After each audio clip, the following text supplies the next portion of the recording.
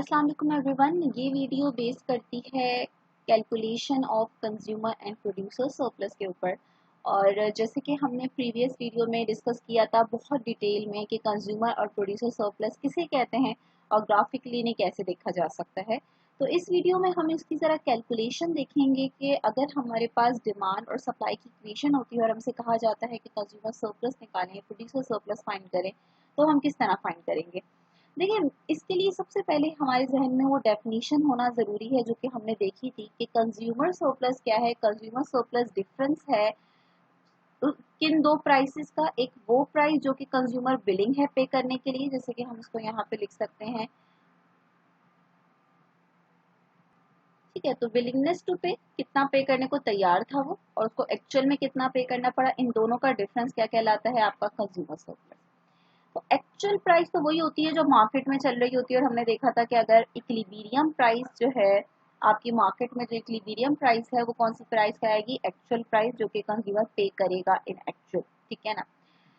तो इसका मतलब ये हुआ कि जो हमारे लिए सबसे पहली चीज हमने फाइंड करनी है वो कौन सी प्राइस फाइंड करनी है, हमने ये इक्विलिब्रियम प्राइस फाइंड करनी है जहाँ पे डिमांड और सप्लाई क्या हो रहे हैं, इक्वल हो रहे हैं, ठीक है ना। तो ये प्रोड्यूसर और कंज्यूमर दोनों के लिए वो एक्चुअल प्राइस है जो कि कंज्यूमर को पे करनी पड़ रही है और प्रोड्यूसर जो रिसीव कर रहा है एक्चुअल प्राइस, ठीक है ना। तो सबसे पहले हम क्या फाइंड कर लेते हैं, इक्विलिब्रियम प्राइस।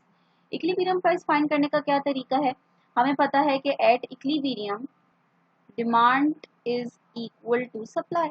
इक्विलिब्रियम पे डिमांड और सप्लाई दोनों क्या होती हैं, इक्वल होती हैं। तो हमने इन दोनों को इक्वेट करना है। डिमांड की जगह पे हम डिमांड की इक्वेशन पुट कर देंगे which is 10 minus P, and supply की जगह पे हम सप्लाई की इक्वेशन पुट कर देंगे। अब हम इसको किस रिस्पेक्ट से सॉल्व कर लेंगे, प्राइस के रिस्पेक्ट से सॉल्व कर लेंगे। और क्योंकि हमने इक्विलिब्रियम इक्वेट करके हम प्राइस फाइंड कर रहे हैं, इट मीन्स कि जो प्राइस आएगी वो इक्विलिब्रियम प्राइस आएगी। तो हम इसको अब -5 को इधर लेकर आ जाएंगे, ये हो जाएगा 10 + 5, ये माइनस पी उधर जाके प्लस में हो जाएगा, और इसको हम सिंपल बस सॉल्व कर लेंगे। तो हमारे पास प्राइस की क्या वैल्यू आ जाएगी, 15/3 इज इक्वल टू 5। ये जो हमारे पास प्राइस आई है वो कौन सी प्राइस आई है, इक्विलिब्रियम प्राइस आई है। अब इस प्राइस को, यानी हम यहाँ पे लिख सकते हैं कि भाई हमारे पास 5 प्राइस आ गई है। अब इस प्राइस को हम दोनों में से किसी भी इक्वेशन में अगर पुट करते हैं तो हमारे पास इक्विलिब्रियम क्वांटिटी आ जाएगी। दोनों में से किसी भी इक्वेशन में क्यों पुट कर सकते हैं, क्योंकि इक्विलिब्रियम पर जो डिमांड होती है वही सप्लाई होती है। तो आप किसी भी इक्वेशन में पुट करें आंसर सेम आएगा। तो मैं यहाँ पे डिमांड की इक्वेशन ले लेती हूँ और ये मेरे पास इक्विलिब्रियम क्वांटिटी आएगी। तो 10 minus P, it means P क्या है आपके पास, प्राइस 5 है, तो आपके पास इक्विलिब्रियम क्वांटिटी भी क्या आ रही है, 5 आ रही है। तो आप यहाँ पे मेंशन कर देंगे कि भाई इक्विलिब्रियम प्राइस भी, सॉरी इक्विलिब्रियम क्वांटिटी भी क्या है, 5, और इक्विलिब्रियम प्राइस भी 5। अब देखिए हमें क्या फाइंड करना है। हमने देखा था कि below the demand curve and above the price line जो एरिया हमारे पास आता है वो कंज्यूमर सरप्लस का एरिया आता है, और ये जो ट्रायंगुलर एरिया हमारे पास आ रहा है ये कंज्यूमर सरप्लस है। तो ये ट्रायंगुलर एरिया हम कैसे कैलकुलेट कर सकते हैं, इसके लिए हमें एक और चीज कैलकुलेट करनी पड़ेगी। अगर हमें यहाँ पे वो प्राइस पता चल जाए कि वो कौन सी मैक्सिमम प्राइस है जिस पे जो बायर हैं वो अपनी डिमांड क्या कर देंगे, 0, ठीक है। यानी यहाँ पे y एक्सिस पर, प्राइस एक्सिस पर हमारे पास वैल्यू कैसे आती है, अगर हम इस क्वांटिटी को, डिमांड को यहाँ पे 0 कर दें तो हमें पता चल जाएगा कि वो कौन सी मैक्सिमम प्राइस है जो कि बायर जो है, जिस पे बायर की डिमांड क्या हो जाएगी, 0 हो जाएगी, ठीक है ना। हम अब ये कैसे फाइंड करेंगे, इसको फाइंड करने का बहुत आसान तरीका है। हमारे पास डिमांड की इक्वेशन क्या थी, 10 माइनस पी। आप कह रहे हैं कि भाई वो प्राइस जिस पे डिमांड क्या हो जाए, 0, तो आप डिमांड की जगह पर क्या पुट कर दें, 0 पुट कर दें, और इस इक्वेशन को सॉल्व कर दें। तो आपके पास प्राइस की वैल्यू क्या आ जाएगी, 10। ये जो 10 प्राइस आई है, आप कह रहे हैं कि वो प्राइस है जिस पे डिमांड क्या हो रही है, 0। इस प्राइस को हम यहाँ पे पुट कर देंगे, ठीक है। तो हमने ये प्राइस यहाँ पे पुट कर दी, ठीक है, मैक्सिमम प्राइस।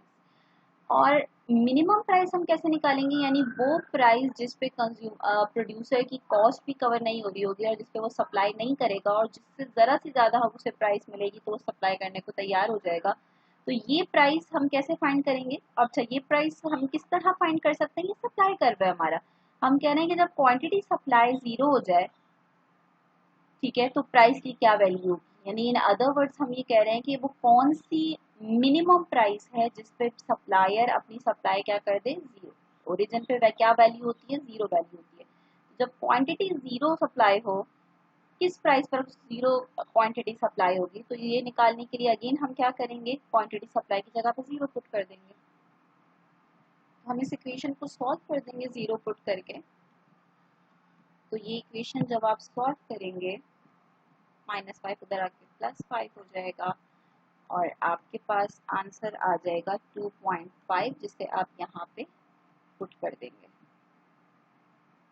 अब देखिए, हम कंज्यूमर सरप्लस का एरिया फाइंड कर सकते हैं। हमारे पास सारी वैल्यूज आ गई हैं। हम कह रहे हैं कि consumer surplus is the difference between the willingness to pay and the actual price paid by consumer. अब ये विलिंगनेस, ये 10 क्या है? मैक्सिमम प्राइस है। अगर इससे थोड़ी सी आपकी प्राइस कम होगी तो कंज्यूमर पे करने को तैयार हो जाएगा। तो बेसिकली ये जो इन दो प्राइसेस का डिफरेंस है, ये आपका जो है वो आपका कंज्यूमर सरप्लस कहलाएगा, ठीक है ना।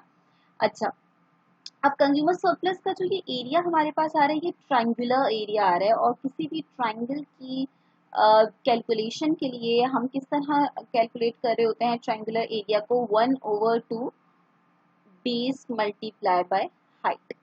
ये तरीका है ट्रायंगुलर एरिया को कैलकुलेट करने का। तो 1/2 बेस क्या है हमारी? वो क्वांटिटी जो कि कंज्यूमर टोटल डिमांड कर रहे हैं। कितनी क्वांटिटी है ये? 5 - 0, यानी 5 क्वांटिटी है। और हाइट में हमारे पास हाइट कितनी आ रही है? ट्रायंगुलर एरिया की हाइट क्या है? प्राइसेस का डिफरेंस। क्या डिफरेंस आ रहा है? 5, ठीक है।